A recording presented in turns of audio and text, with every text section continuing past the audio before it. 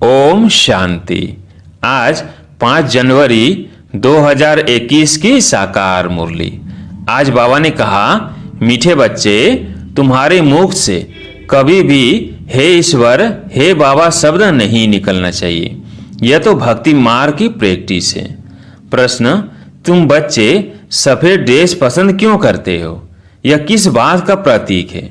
उत्तर, अभी तुम इस पुरानी दुनिया से जीते जी मर चुके हो, इसलिए तुम्हें सफेद ड्रेस पसंद है।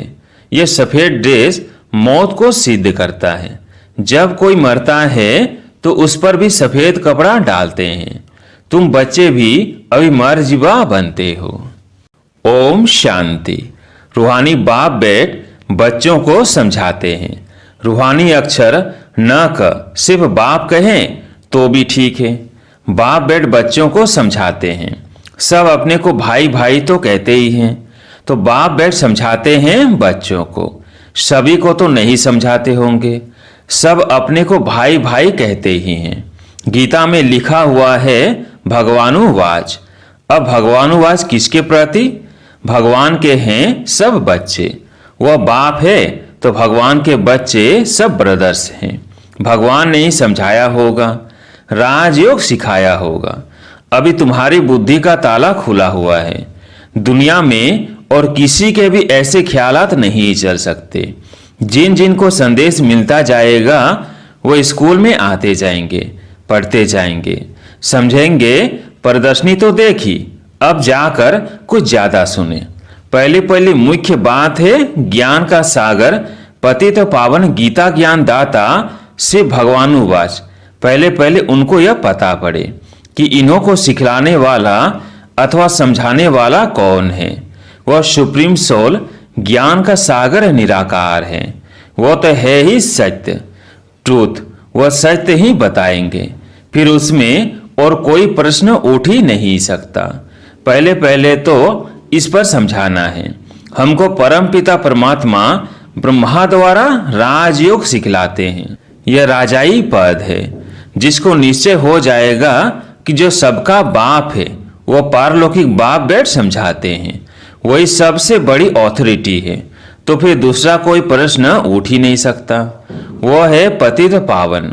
तो जब वहां यह आते हैं तो जरूर अपने टाइम पर आते होंगे। तुम देखते भी हो, यह वही महाभारत लड़ाई है।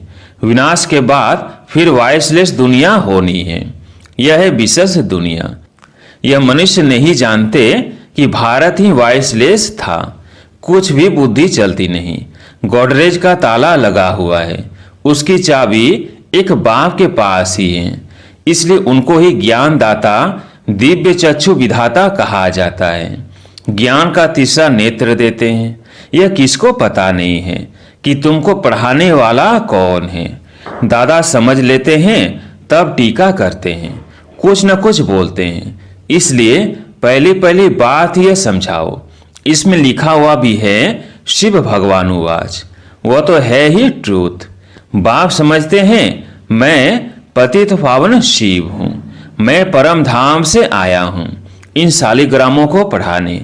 बाप है ही नॉलेज फुल। सृष्टि के आदि मध्य अंत का राज समझाते हैं। यह शिक्षा अभी तुमको ही बेहद के बाप से मिल रही है। वही सृष्टि के रचयिता है। पतित सृष्टि को पावन बनाने वाले हैं। बुलाते भी हैं हे पतित पावन आओ। तो पहले उसका ही परिचय देना है। उस परम पिता परमात्मा के साथ आपका क्या संबंध है? वो है ही सत्य। नर से नारायण बनने की सत्य नॉलेज देते हैं। बच्चे जानते हैं बाप सत्य हैं, बाप ही सचखंड बनाते हैं। तुम नर से नारायण बनने यहाँ आते हो। बैरिस्टर पास जाएंगे तो समझेंगे हम बैरिस्टर बनने आए हैं। अभी तुमको निश्चय है कि हमें भगवान पढ़ाते हैं। कई निश्चय करते भी हैं, फिर संशय बुद्धि हो जाते हैं। तो उनको सब मनुष्य कहते हैं तुम तो कहते थे भगवान पढ़ाते हैं, फिर भगवान को छोड़ क्यों आए हो? संशय आने से ही भागंती हो जाते हैं। कोई न कोई विकर्म करते हैं। भगवानुवाच काम महाशत्रु है। इन पर जीत पाने से ही तुम जगत जीत बनेंगे।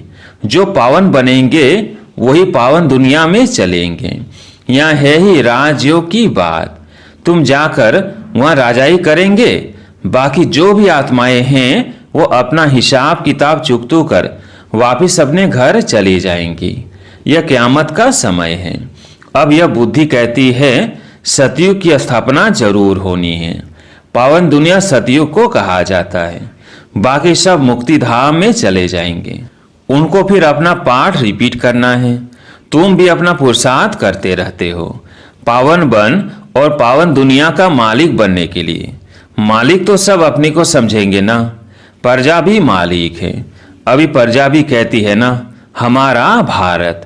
बड़े ते बड़े मनुष्य सन्यासी आदि भी कहते हमारा भारत। तुम समझते हो इस समय भारत में सभी नरकवासी हैं। अभी हम स्वर्गवासी बनने के लिए यह राजयोग सीख रहे हैं। सब तो स्वर्गवासी नहीं बनेंगे। अभी ज्ञान आया है। वो लोग जो सुनाते हैं, शास्त्र सुनाते हैं, वो है शास्त्रों की ऑथोरिटी। बाप कहते हैं यह भक्ति मार्ग के वेद शास्त्र आदि सब पढ़ने से सीढ़ी नीचे उतरते जाते हैं। यह सब है भक्ति मार्ग। बाप कहते हैं जब भक्ति मार्ग पूरा होगा तभी मैं आऊँगा। मुझे ही आकर सब भक्तों को भक्ति का फल देना है। मेजॉरिटी तो भक्तों की है। सब पुकारते रहते हैं ना हे गॉड फादर। भक्तों के मुख से ओ गॉड फादर, हे भगवान जरूर निकलेगा। अब भक्ति और ज्ञान में तो फर्क है। तुम्हारे मुख से कभी हे ईश्वर, हे भगवान ये अक्षर नहीं निकलेंगे। मनुष्यों को तो यह आधा कल्प की प्रैक्टिस पड़ी हुई है। तुम जानते हो वो तो हमारा बाप है। तुमको हे बाबा थोड़ी करना है।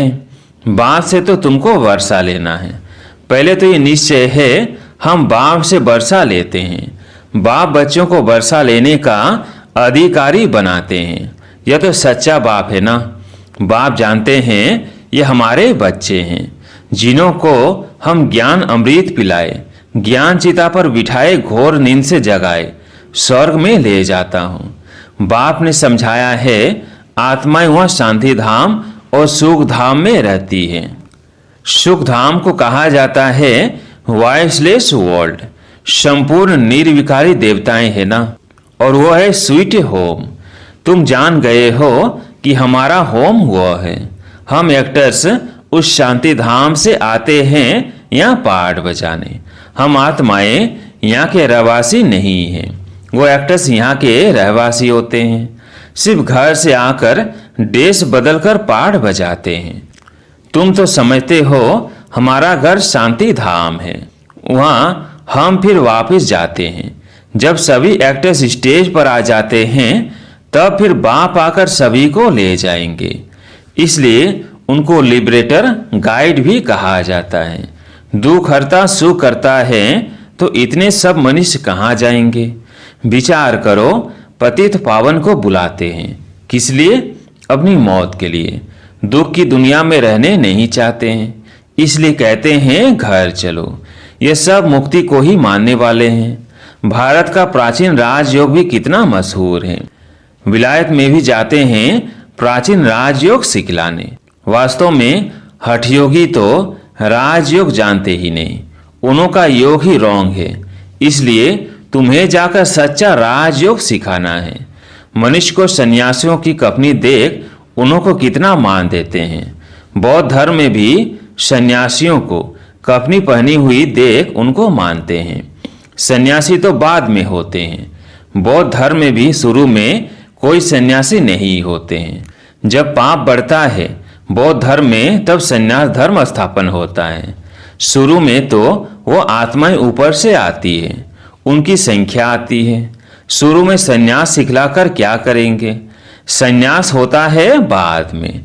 यह भी यहाँ से कॉपी करते हैं। क्रिश्चियन में भी बहुत हैं जो सन्यासियों का मान रखते हैं। कपनी की जो परवाइश है वो हठ योगियों की है। तुमको तो घरवार छोड़ना नहीं है, न कोई सफेद कपड़े का बंधन है, परंतु सफेद अच्छा है। तुम भट्ठी में रहे हो तो ड्रेस भी यह हो गई है।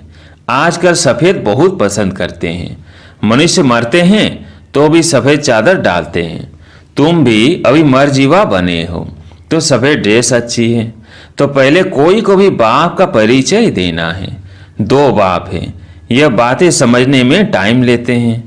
प्रदर्शनी में इतना समझा नहीं सकेंगे। सतयुग में होता है 1 बाप। इस समय तुमको 3 बाप हैं, क्योंकि भगवान आते हैं प्रजापिता ब्रह्मा के तन में। वो भी तो बाप है सबका, लौकिक बाप भी है। अच्छा, अब तीनों बाप से ऊंच वर्षा किसका? निराकार बाप वर्षा कैसे दें? वो फिर देते हैं ब्रह्मा द्वारा। इस चित्र पर तुम बहुत अच्छी रीति समझा सकते हो। शिव बाबा निराकार है और यह है Prajapita Brahma Adidev great great grand father. बाप कहते हैं मुझ शिव को तुम ग्रेट ग्रेट ग्रैंड फादर नहीं कहेंगे, मैं सभी का बाप हूँ। यह है प्रजापिता ब्रह्मा। तुम हो गए सब बहन भाई। बल स्त्री पुरुष हैं, परंतु बुद्धि से जानते हैं हम भाई बहन हैं। बाप से वर्षा लेते हैं। भाई बहन आपस में क्रिमिनल असॉल्ट कर न सके। अगर दोनों की आपस में बिकारी दृष्टि खींचती है तो फिर गिर पड़ते हैं, बाप को भूल जाते हैं। बाप कहते हैं तुम हमारा बच्चा बन फिर मुंह काला करते हो। बेहद का बाप बच्चों को बैठ समझाते हैं, तुमको यह नशा चढ़ा हुआ है। जानते हो गृहस्थ व्यवहार में भी रहना है, लौकिक संबंधियों को भी मुंह देना है, तोड़ निभाना है। लौकिक बाप को तो तुम बाप कहेंगे ना, उनको तो तुम भाई नहीं कह सकते हो। ऑर्डिनरी में बाप को बाप ही कहेंगे। बुद्धि में है यह हमारा लौकिक बाप है। ज्ञान तो है ना, यह ज्ञान बड़ा विचित्र है। आजकल करके नाम भी ले लेते हैं, परंतु कोई विजिटर आदि बाहर के आदमी के सामने भाई कह दो तो वह समझेंगे इनका माथा खराब हुआ है। इसमें बड़ी युक्ति चाहिए। तुम्हारा गुप्त ज्ञान है, गुप्त संबंध है, इसमें बड़ा युक्ति से चलना है। लेकिन 1-2 को रिगार्ड देना अच्छा है, लौकिक से भी तोड़ निभाना है। बुद्धि चली जानी चाहिए ऊपर। हम बाबा से वर्षा ले रहे हैं, बाकी चाचे को चाचा, बाप को बाप कहना पड़ेगा। जो बीके नहीं बने हैं तो भाई बहन नहीं समझेंगे। जो ब्रह्म कुमार कुमारियां बने हैं वही इन बातों को समझेंगे। बाहर वाले तो पहले सुनकर चमकेंगे। इससे समझने की बड़ी अच्छी बुद्धि चाहिए। बाप तुम बच्चों की विशाल बुद्धि बनाते हैं। तुम पहले हद की बुद्धि में थे, अब बुद्धि चली जाती है बेहद में। हमारा वो बेहद का बाप है। ये सब हमारे भाई बहन हैं। बाकी संबंध में तो बहू को बहू, सासू को सासू ही कहेंगे, बहन थोड़ी कहेंगे। आते तो दोनों हैं, घर में रहते भी बड़ी युक्ति से चलना होगा। लोक संग्रह को भी देखना पड़ता है, नहीं तो वो लोग कहेंगे यह पति को भाई, सासू को बहन कह देते। यह क्या सीखते हैं? यह ज्ञान की बातें तो तुम ही जानो और न जाने कोई। कहते हैं ना, तुम्हारी गति मति तुम ही जानो। अब तुम उसके बच्चे बने हो तो तुम्हारी गति मत तुम ही जानो। बड़ा संभल कर चलना पड़ता है, कहाँ कोई मुझे नहीं। तो प्रदर्शनी में भी तुम बच्चों को पहले पहले यह समझाना है कि हमको पढ़ाने वाला भगवान है। अब बताओ वह कौन है? निराकार शिव या श्री कृष्ण। शिव जयंती के बाद फिर आती है कृष्ण जयंती, क्योंकि बाप राजयोग सिखलाते हैं। बच्चों की बुद्धि में आया ना, जब तक शिव परमात्मा न आए शिव जयंती मना न सके। जब तक शिव आकर कृष्णपुरी स्थापन न करे तो कृष्ण जयंती भी कैसे मनाई जाए? कृष्ण का जन्म तो मनाते हैं, परंतु समझते थोड़ी है। कृष्ण प्रिंस था तो जरूर सतयुग में प्रिंस होगा ना, देवी देवताओं की राजधानी होगी। सिर्फ एक कृष्ण को तो बादशाही नहीं मिली होगी, जरूर कृष्णपुरी होगी ना। कहते भी हैं कृष्णपुरी और यह है कंसपुरी। कंसपुरी खत्म हुई, फिर कृष्णपुरी स्थापन हुई ना। होती भारत में ही है, नई दुनिया में थोड़ी ये कंस आदि हो सकते हैं। कंसपुरी कहा जाता है कलयुग को। यहाँ तो देखो कितने मनुष्य हैं, सतयुग में थोड़े होते हैं। देवताओं ने कोई लड़ाई नहीं की। कृष्ण पुरी कहो अथवा विष्णु पुरी कहो, देवी संप्रदाय कहो, आसुरी संप्रदाय यहाँ है। बाकी न देवताओं और असुरों की लड़ाई हुई, न कौरवों पांडवों की हुई है। तुम रावण पर जीत पाते हो। बाप कहते हैं इन 5 विकारों पर जीत पहनो तो तुम जगत जीत बन जाएंगे। इसमें कोई लड़ना नहीं है। लड़ने का नाम ले तो हिंसा हो जाए। रावण पर जीत पानी है, परंतु नॉन वायलेंस से। सिर्फ बाप को याद करने से हमारे विकर्म विनाश होते हैं। लड़ाई आदि की कोई बात नहीं। बाप कहते हैं तुम तमो प्रधान बन गए हो, अब फिर तुमको सतो प्रधान बनना है। भारत का प्राचीन राजयोग मशहूर है। बाप कहते हैं मेरे साथ बुद्धि का योग लगाओ तो तुम्हारे पाप भस्म होंगे। बाप पतित पावन है तो उनसे बुद्धि योग लगाना है, तब तुम पति से पावन बन जाएंगे। अब प्रैक्टिकल में तुम उनके साथ योग लगा रहे हो। इसमें लड़ाई की कोई बात नहीं है। जो अच्छी रीति पढ़ेंगे और बाप के साथ योग लगाएंगे वही बाप से वर्षा पाएंगे। अच्छा, मीठे मीठे सिकिलधे बच्चों प्रति माता पिता बाप दादा का याद प्यार और गुड मॉर्निंग। रूहानी बाप की रूहानी बच्चों को नमस्ते। हम रूहानी बच्चों की रूहानी बाप दादा को याद प्यार गुड मॉर्निंग नमस्ते नमस्ते। धारणा के लिए मुख्य सार। पहला पॉइंट, भाई भाई की दृष्टि का अभ्यास करते हुए लौकिक बंधनों से तोड़ निभाना है। बड़ी युक्ति से चलना है। विकारी दृष्टि बिल्कुल नहीं जानी चाहिए। क़यामत के समय संपूर्ण पावन बनना है। दूसरा पॉइंट, बाप से पूरा वर्षा लेने के लिए अच्छी रीति पढ़ाई करनी है और पतित पावन बाप से योग लगाकर पावन बनना है। आज प्यारी मीठे बाबा का वरदान, कमजोरियों को फुल स्टॉप देकर अपने संपन्न स्वरूप को प्रख्यात करने वाले साक्षात्कार मूर्त भव। कमजोरियों को फुल स्टॉप देकर अपने संपन्न स्वरूप को प्रख्यात करने वाले साक्षात्कार मूर्त भव। विश्व आपके कल्प पहले वाले संपन्न स्वरूप पूज्य स्वरूप का सिमरण कर रही है। इसलिए अब अपने संपन्न स्वरूप को प्रैक्टिकल में प्रख्यात करो। बीती हुई कमजोरियों को फुल स्टॉप लगाओ। दृढ़ संकल्प द्वारा पुराने संस्कार स्वभाव को समाप्त करो। दूसरों की कमजोरी की नकल मत करो। अवगुण धारण करने वाली बुद्धि का नाश करो। दिव्य गुण धारण करने वाली शतो प्रधान बुद्धि धारण करो, तब साक्षात्कार मूर्त बनेंगे। स्लोगन, अपने अनादि और आदि गुणों को स्मृति में रख उन्हें स्वरूप में लाओ। अच्छा, ओम शांति।